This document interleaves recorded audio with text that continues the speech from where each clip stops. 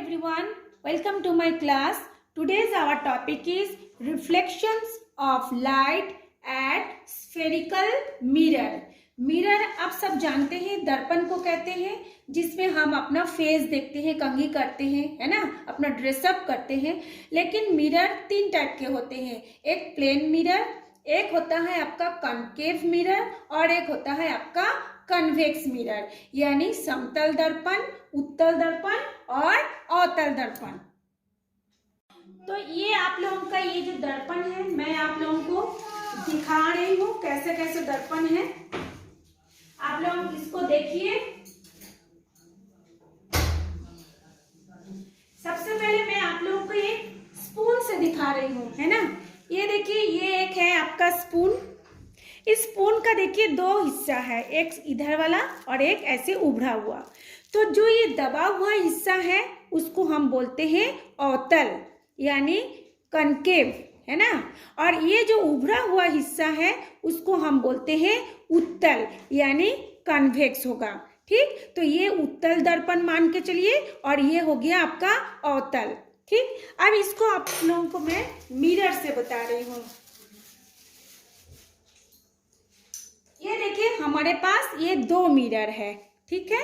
ये देखिए ये है दो मिरर, दोनों ही क्या है, गोल है। लेकिन अब हम लोगों को पहचानना है कौन सा उत्तल दर्पण है और कौन सा अवतल दर्पण है।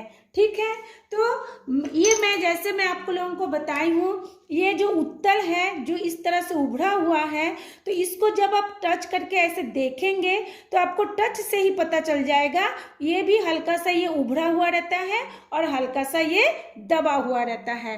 तो इन दोनों में से उभरा हुआ जो दर्पण है वो है इसको, ये देखिए, ये थोड़ा सा ऐसे दबा हुआ है और ये थोड़ा सा ऐसे उभरा हुआ है। ठीक है, ये दो प्रकार का दर्पण है। आप देखेंगे इस दर्पण के पीछे में, ये देखिए इसका पीछे में क्या है, कुछ पेंट किया हुआ है। तो पेंट क्यों किया है, क्योंकि हम जानते हैं कांच क्या होता है, पारदर्शी होता है, ठीक है, जिसका आर पार हम लोग देख सकते हैं। और इसी कांच से दर्पण बनाया जाता है।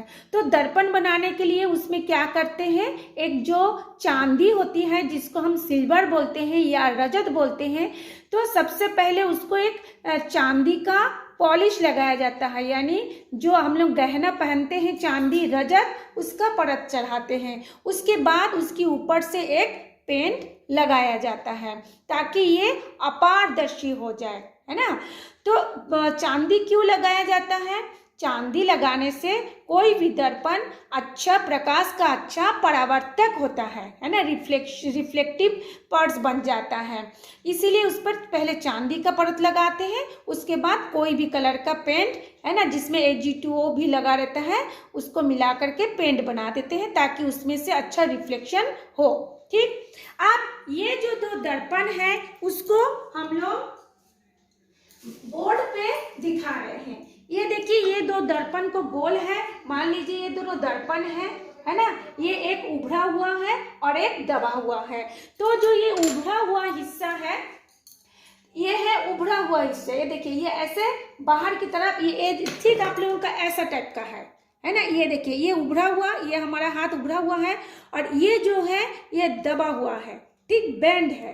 तो ये हो जाएगा आपका अवतल, और जब ये उभरा हुआ होगा उसको हम बोलेंगे उत्तल। तो यहाँ पे ये उत्तल और अवतल दर्पण दोनों को दिखाया गया है आपके बोर्ड में।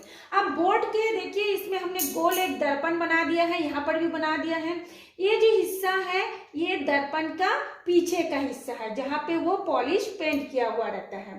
ठीक है, अब क्या हो रहा है, जैसे देखेंगे आप एक स्पून को सूरज की रोशनी के पास ले जाएंगे तो देखेंगे इसमें से क्या होगा, जो गड्ढा वाला हिस्सा है या फिर जो उभरा हुआ हिस्सा है उस पर प्रकाश क्या होगा, सीधा आके टकराएगा।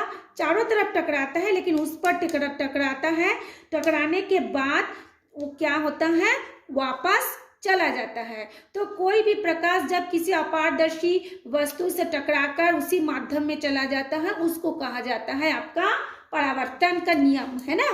तो ये परावर्तक होगा यानी टकरा के चला जाएगा।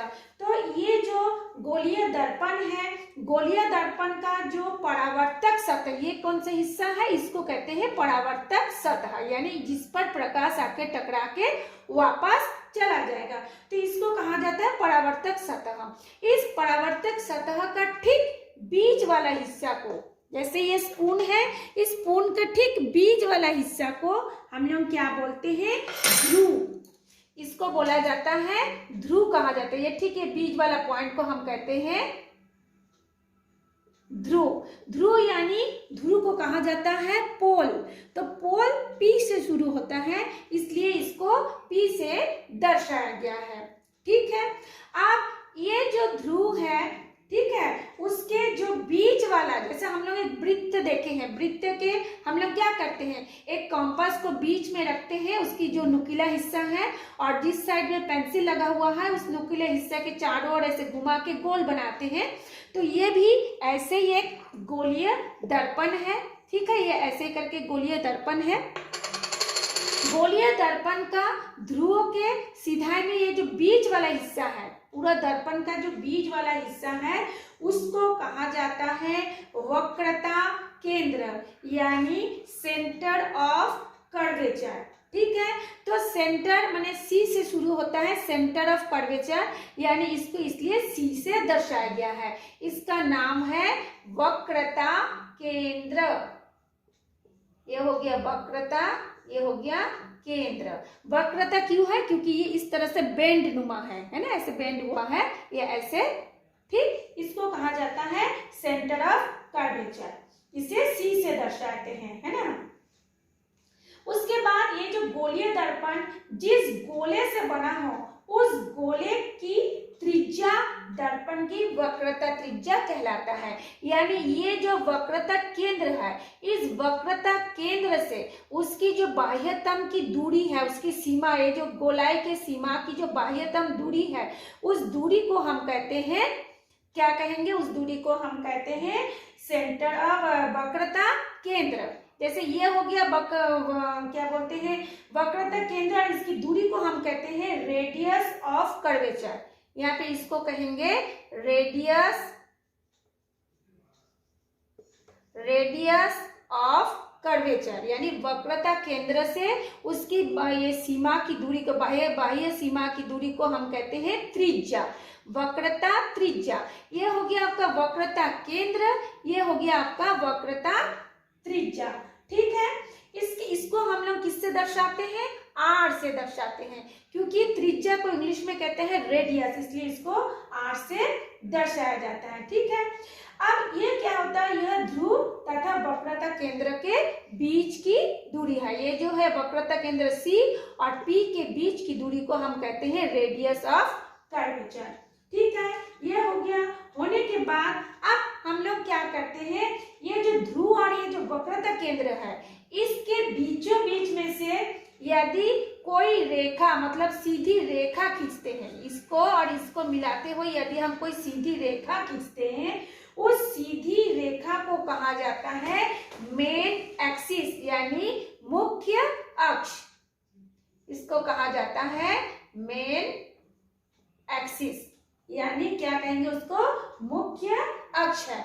ये मुख्य अक्ष जो होता है, ये P पर एक अभिलंब है। ये जैसे पोलर ध्रुव P है, P के ऊपर एक अभिलंब है। ठीक है, अब क्या होता है, जब इसमें से प्रकाश आके गिरता है यानी आपतित होता है, होने के बाद जब वो टकरा के आपस जाता है, तो एक किसी बिंदु पर आके मिलता है, उसको कहा जाता है फोकस। ठीक है, उसको क्या कहेंगे, फोकस। जैसे ये यहाँ पर आया, यहाँ पे मान लीजिए बहुत सारा आया, आने के बाद ये क्या हो जाएगा, टकरा के वापस चला जाएगा। तो ये जो टकरा के वापस जाएगा उसको कहा जाता है फोकस, है ना। और वो फोकस जितना दूरी होगा यहाँ से इस टकराने के बाद, उसको कहा जाता है फोकस दूरी यानी फोकल लेंथ। अब हमारे पास हम देखे हैं दो प्रकार के हमारा क्या है, दर्पण है, मिरर है, एक उत्तल और एक अवतल।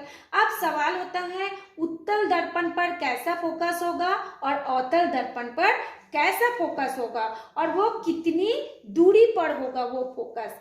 जैसे आप लोग टॉर्च जलाते हैं उसमें भी देखेंगे बहुत दूर तक उसका फोकस जाता है टॉर्च जैसे ऑन करते हैं। तो अब हम लोग देखते हैं अवतल दर्पण पर कैसा फोकस होगा, उत्तल दर्पण पर कैसा फोकस होगा। तो ये देखिए एक अवतल दर्पण है, ठीक है। अवतल दर्पण के ये जो अंदर का हिस्सा है उसको हम लोग परावर्तक पृष्ठ कहते हैं, और ये जो ये ऐसे ऐसे दिख रहा है वो है उसका बाहर का पृष्ठ। अब मान लीजिए कोई भी माने सूरज के पास हम लोग इसको ले गए, ठीक है। उसको जब हम लोग ले जाएंगे और यदि सामने में इसका कोई भी आप पेपर रखेंगे तो जैसे ये आपतित किरण ये परावर्तक सतह पर आएगा, आने के बाद क्या हो रहा है, इसको टकरा के वापस जाएगा। तो ये जो मेन एक्सिस था, इसको जिसको हमने मुख्य अक्ष कहा था, उस मेन एक्सिस के ऐसे में आके एक बिंदु पर आके ये एक छोटा सा बिंदु के रूप में या छोटा सा गोल के रूप में यहाँ पे आके वो फोकस करेगा। इसको हम बोलते हैं एफ। मतलब ये जितनी भी आपतित किरण इस परावर्तक सतह पर आके टकराया, यदि वो अवतल दर्पण होगा तो टकराने के बाद वो सारे के सारे किरण पुंज किसी एक बिंदु पर जाके मिलेगा, है ना। ये बिंदु पर होकर के गुजरेगा, ठीक। उस जिस बिंदु पर ये जाके गुजरेगा या जिस बिंदु पर आके वो मिलेगा वहां पर एक चमकीला रोशनी दिखाई देगा।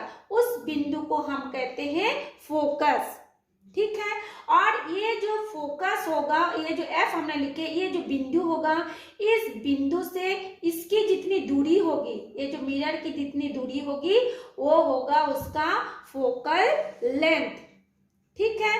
अब अगर हम लोग, ये तो था अवतल दर्पण के लिए, यदि हम आप इसको सूरज की रोशनी में देखेंगे तो एकदम सूरज के जैसे ही, आप अगर दिन में देखेंगे सूरज जितना बड़ा 8 बजे होगा वो उतनी ही बड़ी वो बनेगा आपका चमकीला बिंदु। यदि आप जब सूरज का आकार धीरे धीरे छोटा होता है, जैसे आप लोग देखे होंगे जैसे सूरज सुबह निकलता है तो बहुत बड़ा सा दिखता है, धीरे धीरे वो क्या होता है, छोटा होता है, फिर शाम के समय वो बहुत बड़ा होता है।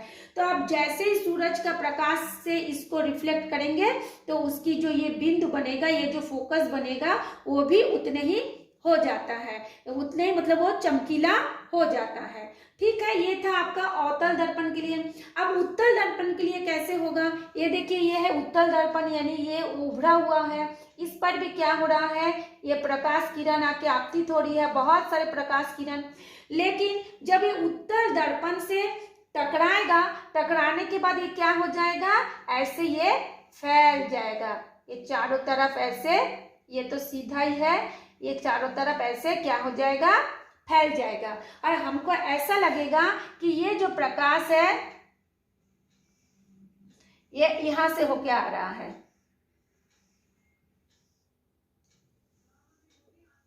यहां से होके आ रहा है, हमको ऐसा लगेगा, है ना। इसका सेंटर ऑफ कर्वेचर यहाँ पे ऐसे हो जाएगा, हमको लगेगा कि प्रकाश अंदर से आ रहा है। और इसका जो प्रतिबिंब बनेगा, ये प्रतिबिंब क्या हो जाएगा, बड़ा सा बनेगा, जो भी प्रकाश होगी उस प्रकाश के बड़ा बनेगा। और इसमें जो प्रतिबिंब बनेगा, ये प्रतिबिंब क्या हो जाएगा, छोटा बनेगा। लेकिन ये वास्तविक प्रतिबिंब बनेगा, यानी रियल इमेज बनेगा, है ना, छोटा बनेगा और वास्तविक प्रतिबिंब बनेगा। ये जो प्रतिबिंब होगा वो सूरज का वास्तविक प्रतिबिंब होगा, ठीक है। तो ये जो मतलब प्रकाश जो परावर्तन होगा, परावर्तन के बाद मुख्य अक्ष पर एक बिंदु से होकर जाएगा, वो हो जाएगा आपका अवतल दर्पण में। और उत्तल दर्पण में ऐसा लगेगा कि प्रकाश उसके अंदर से आ रहा है, ठीक है। तो इसको हम लोग ये उत्तल दर्पण और अवतल दर्पण का देख लिए। अब सवाल होता है तो ये जो फोकस होगा उसकी दूरी कितनी होगी, क्या वो छोटा होगा, बड़ा होगा, हमको कैसे पता चलेगा। तो उसके लिए आपका ये जवाब है, मान लीजिए यदि ये जैसे हमने बताया परावर्तक सतह, है ना। ये कोई भी मिरर है, ये अवतल मिरर है इसका या उत्तल मिरर है। यदि इसका परावर्तक सतह, जिसको हमने ऐसे करके लाइन लाइन से बताया है, जिसको हमने m और m' लिखाया है, इस परावर्तक सतह यदि छोटा होगा, जिसको हम हिंदी में कहेंगे द्वारक या इंग्लिश में कहेंगे उसको अपर्चर या द्वारक, है ना। यदि ये छोटा होगा, ये अपर्चर यदि छोटा होगा और ये हो गया इसका मुख्य एक्सिस, ये हो गया इसका वक्रता केंद्र, तब इसमें से प्रकाश आने के बाद ये यहाँ पर आके उसका फोकस बनेगा, है ना। तब ये तो इसका वक्रता केंद्र था, ये इसका पोल था, ध्रुव था। तब उस समय उसकी फोकस क्या होगी, ये जो रेडियस होता है ना, यहाँ से इसकी बीच की में जो रेडियस होता है वो r बराबर हो जाएगा 2f, यानी उसका जो वक्रता त्रिज्या होगी उसकी फोकल लेंथ के दुगुना होगा। ठीक है, ये यहाँ पर भी यदि छोटा होगा तो वो उसकी जो वक्रता त्रिज्या होगी यानी जो रेडियस होगा उसकी फोकल लेंथ के दुगुना। कैसे दुगुना, ये देखिए आप लोगों को दिख ही रहा है। मान लीजिए यहाँ पे आके फोकस बना तो यहाँ से इसकी दूरी और यहाँ से इसकी दूरी तो दुगुना हो गया। तो ये टोटल r बराबर क्या होता है, f गुना f, यानी ये क्या हो जाएगा 2f हो गया। ठीक है, तो ये था आज आप लोगों का reflection of light at spherical surface. आप इसको स्पून पर भी ले सकते हैं, लेकिन यदि नया स्पून होगा तो भी आपको मिरर जैसा ही क्लियर दिखाई देगा, लेकिन यदि स्पून आपका पुराना होगा तो घिस जाता है, उस समय उसका इमेज ठीक से नहीं बनता है। तो इसका मैंने 2 पार्ट बनाया है। ये मैंने आपको थ्योरी बताया और एक वीडियो मैंने आपको प्रैक्टिकल करके बताया है। यदि आप चाहें तो दोनों को डाउनलोड करके अपना भी घर में प्रैक्टिस कर सकते हैं। और आज के लिए इतना ही, हम फिर नेक्स्ट क्लास में मिलते हैं। जो इसको पहली बार देख रहे हैं, यदि आपको ये पसंद आया है तो आप इस चैनल को सब्सक्राइब कर लीजिए।